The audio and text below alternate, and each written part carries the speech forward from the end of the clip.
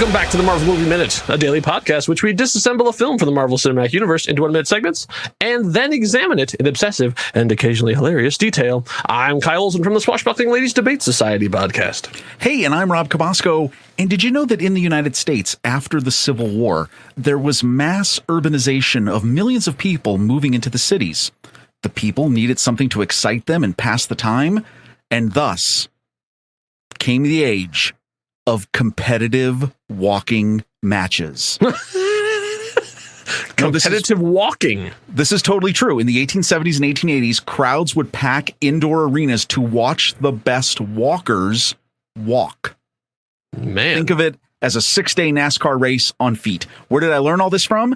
There's a little book called Pedestrianism, When Watching People Walk Was America's Favorite Spectator Sport, by Matthew Algeo.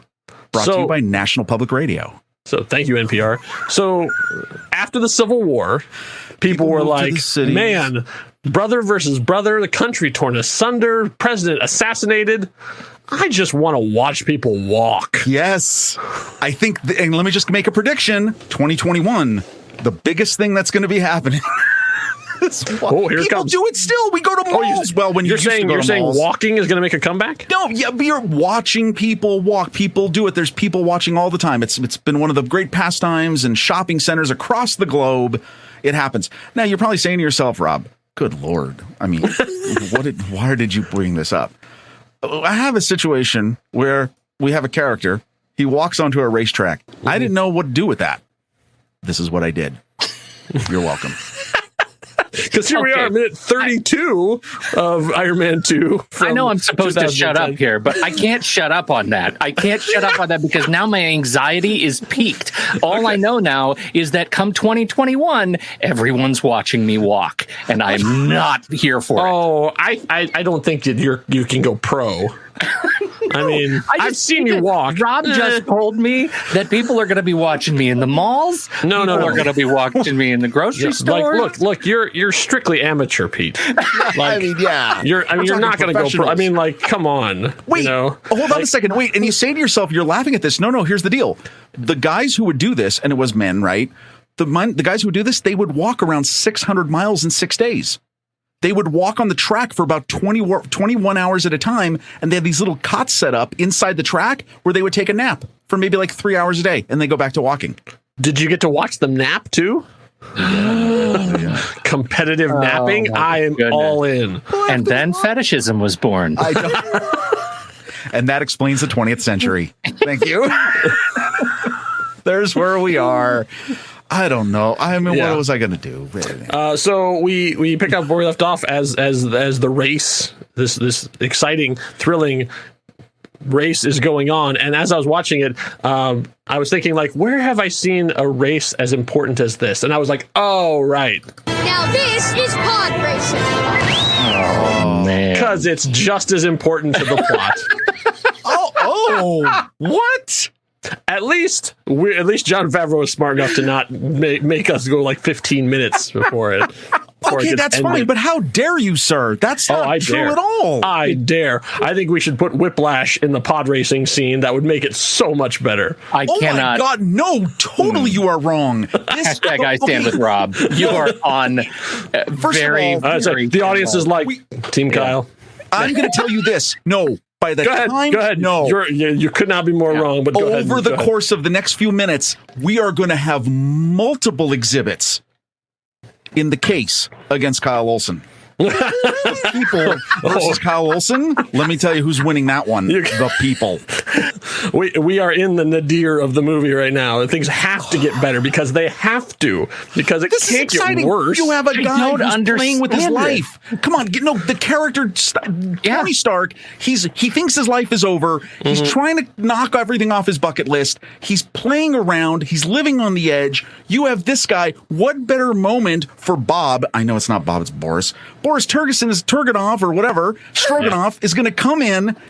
He's going to say, hey, I'm about to turn your world upside down, Tony. Upside down. And that can only happen here. And all the things that come after this, it only could happen in France. This isn't France. This is Monaco. Monaco, but he's going to end up in a French prison. Give me a break. It's the South. It's Monaco. They speak French. You're going to get those 30% population of millionaires very angry at you. I don't think any of the people who live in Monaco are listening to us. Or all the people in Monaco could be listening to the show. Look, I definitely stand with Team Rob. I do not understand how you could look at this as A, it's an exhilarating action sequence. B, as you say, it's not too long. It's going to happen. Check. This is not. Right. This is not. It's very fast. This is the long, slow drive up to the action sequence. What are you talking about? We just started the thing. 2 minutes. 60 seconds ago. Yes, I know, and it's still too long. We're already to the whiplashy part. We're not to the whiplashy part. He's still just walking. He is walking. He's walking not very fast. We're at minute 32. It's been 30 minutes since we've seen Iron Man in a movie called Iron Man 2.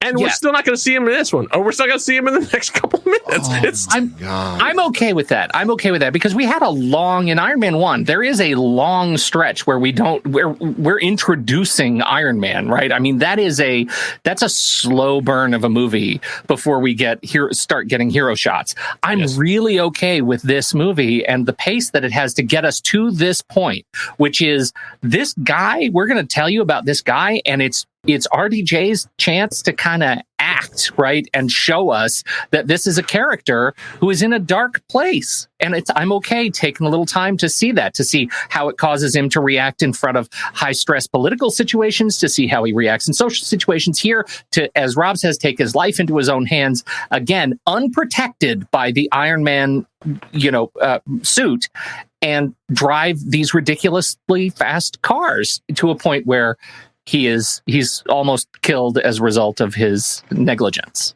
which might have also been part of his plan. Exactly. I mean, obviously he doesn't know that he's about to be thwarted. His plan is thwarted by the whiplash. But there's an exoskeleton wearing Russian headed towards him. And it is honestly, I think I love the way the pacing of the sequence has shaken out, but I honestly think Favreau would have been justified to give us even a little bit more of it.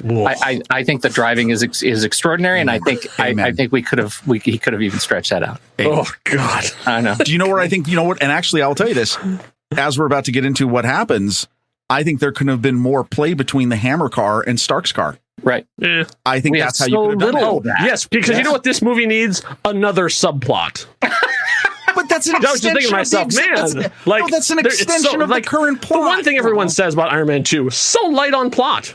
Like, I wish we could have more characters and more things going on. There's just not enough. The delusion coming out of the center square is that. Rob, can you and I just talk for the rest of the show? I mean, let's just look. I mean, there's not a whole lot. I mean, it's racing. Yeah. And it gets a little CGI. Okay, for 20 seconds. We then get to the big bump. Okay, he enters the track. Which so we got Pepper watching the race. Yes, first, and then Ivan is walking along the track. Ivan steps on the track, throws off his helmet. Pepper is concerned. Justin is intrigued. Ivan reveals the arc reactor on his chest and powers up his whips. And now wait a minute, you're going. And then we get to the shot. No, wait, like the shot that was in every. No, too fast. First of all, let's just say that is one of the most cavalier helmet flips. Like, there's so much packed into that because it's not like he just takes his fingers and he just flips it off. Like, I don't care about that. Mm-hmm. Nothing's good. I don't need anything to protect me. I love the grandstanding here. I love it. I love that he is not here as a mercenary. He is not here as a soldier. He is here to grandstand.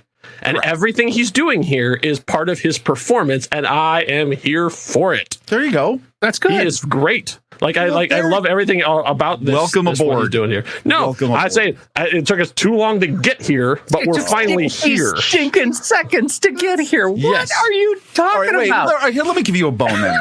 Here's the deal. This guy, into script, grounds crew guy enters the track. Yes, and I will just say this: the look of horror on Pepper's face is a little unfounded. Yeah. I do not understand. A person is walking on the track. Yeah. The terror. No, I don't think so. I don't think so. Okay. I think I really believe that she knows She's something's still waiting up. for her ride. She's waiting for Uber to show up. Like, why aren't they here?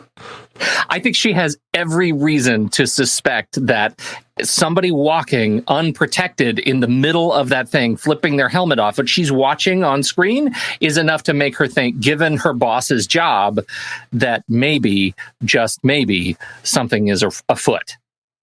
That like because it's going to knock her off of the top headline, and that's not CEO. No, and that's not. I think she loves him, and that's not the same as the rest of the people who are standing over the piano bar. That and Justin, who again call back to the narrowing of the eyes, is telegraphing his interests. I need to hire this man, and so I think we get a lot of that setup. So I don't think her face is unearned at all. She's earned her face. You know what?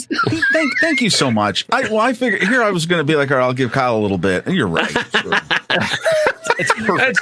It's perfect. It's just this movie is oddly edited, and this is one of the examples of that. So then we get to the shot, which is when he powers up his exoskeleton and it burns through the back of the exoskeleton. That is a great CG shot. I don't even know how they did that. Like, I mean, I assume it's just like they had him going, wearing the thing, and they just CG'd the clothes over and did that. But it's magnificent. Even 10 years later, it's amazing. And that has been in like every Marvel package from this time on forward. Like every time there's a thing, there's two shots and the other one will be coming up, and I think it's the next minute.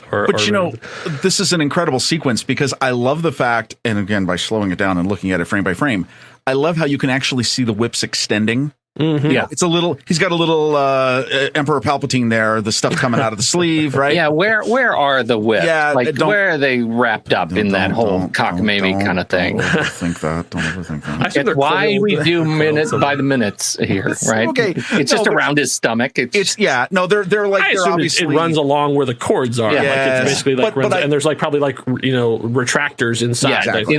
And actually, I think you see a little bit of that later moving in the suit version of it. You can see where the shoulders kind of have it roped. But I love this. I love the electrical effect. We get a ridiculous Johnny Walker commercial during this moment. Oh, you mean Johnny Walker, the brand of Scotch whiskey and now owned by Diego that originated in the Scottish burgh of Kilmarnock in East Ayrshire? The brand was first established by grocer John Walker but when you've known him as long as I have, it's Johnny. It's the most widely distributed brand of blended Scotch whiskey in the world, sold in almost every country. So here we go. A little bit of math. Ready? Oh. So in let's see what's the year. So what the annual sales? How many 700 milliliter bottles of Johnny Walker were sold in 2016? So the 700 milliliter bottle in 1 year in 2016. How many bottles were sold? I don't even know how to begin to calculate scale for this kind of a question. 300 million? Oh, that's not a bad guess, Rob. Oh my God, we have a problem if we sold that much. I got not a bad guess. Yeah, what are you gonna do? How can they make that much every year? What? No, it's got to be like 100 million. Oh, well then I think by the rules then Pete is closest because it was 223.7 million bottles in 2016. Mm-hmm. There you go. All right. That's a lot of Johnny Walker. That's a lot of Johnny Walker. Can I make a prediction? Yeah. I predict that number doubles for 2020. Just saying. Well, 2016 was a pretty rough year. Yeah, well, let me tell you. Okay. So wait. All right. So yeah, we got that. So let's get into some movie trivia. Since Pete, you really let us down with your racing knowledge. I mean, last minute, like we brought you on as our gearhead, and there's nothing. So let's go back into your wheelhouse. Okay. So clearly, this look of Whiplash was modeled off of somebody. So what movie do you think, and what character, but what movie was his look based off of? What of Whiplash? Yes, like not the exoskeleton of the whip, but like the actual like Ivan himself. I've spent the last 2 days thinking about the parallels between his look and Tony's look. Who are we talking about? We are talking about Viggo Mortensen in 2007's Eastern Promises, Yes, of course directed by David Cronenberg. That was one of the things that was a direct influence on this one that Jon Favreau said. Because in that one, we get to see Viggo have a fully naked fight scene in a bathhouse where you get to see all of his tattoos on display. And apparently Favreau was a fan of that film because that's what he based the look of Ivan off of. I think that's really interesting, and I didn't know that bit of trivia, so I think that's fascinating, because for me the tie between looking at Tony and Anton Vanko, right? Mm-hmm. The parallels between their character design are not to be dismissed, right? This is right. This is a light side, dark side kind of an experience between these two guys, right? Like he is the disheveled, gone to hell version of Tony. He's Tony in a cave, and this is his version of using technology to get him out of the cave, and his story.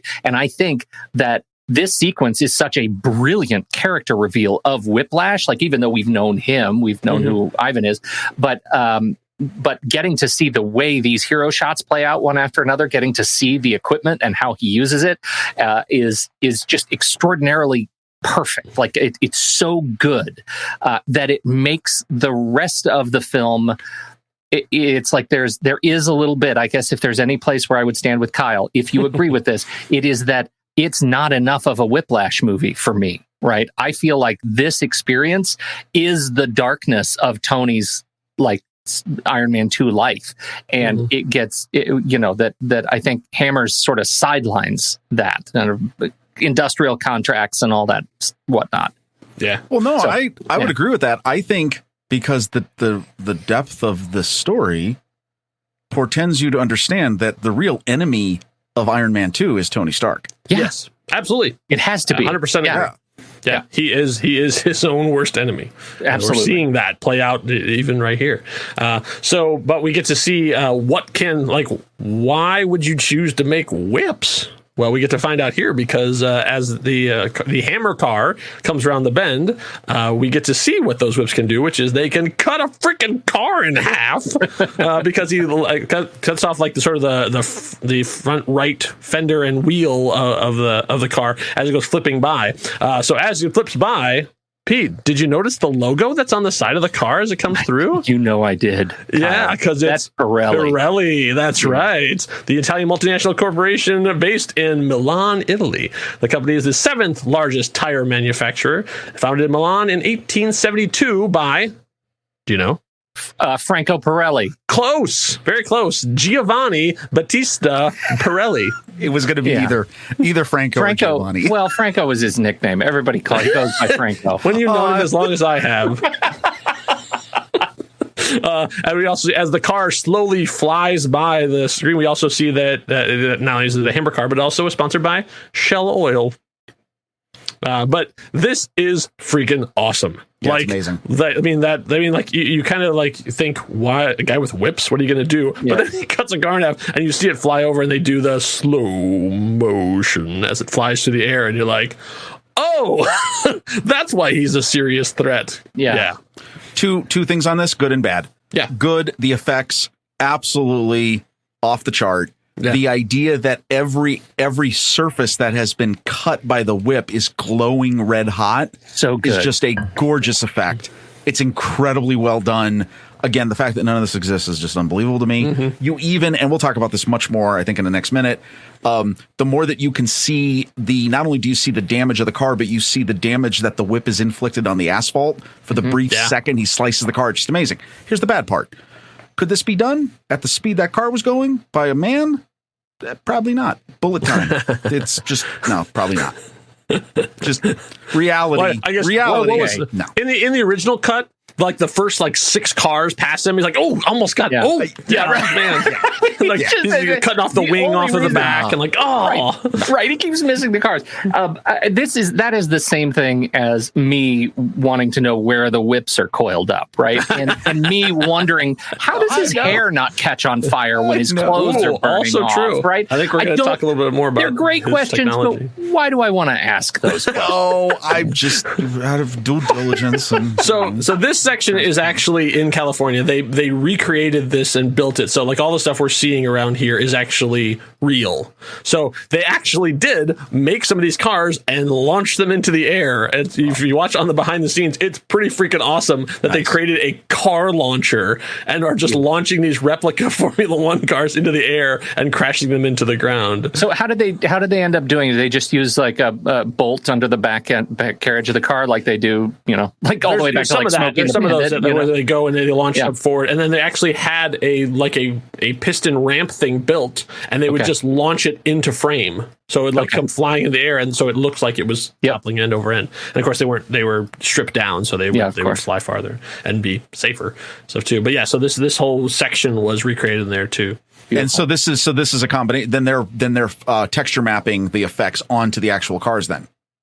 So like the glowing edges, right? The cars would fall apart, and they would just then add that stuff on. So then, like those are extras, California extras. They're in the stands when they were doing it, and then like it's just from curve to curve. So basically, like the actual they just actually blue screened before green screen. They blue screened everything from on each end to show the rest of the track continuing on.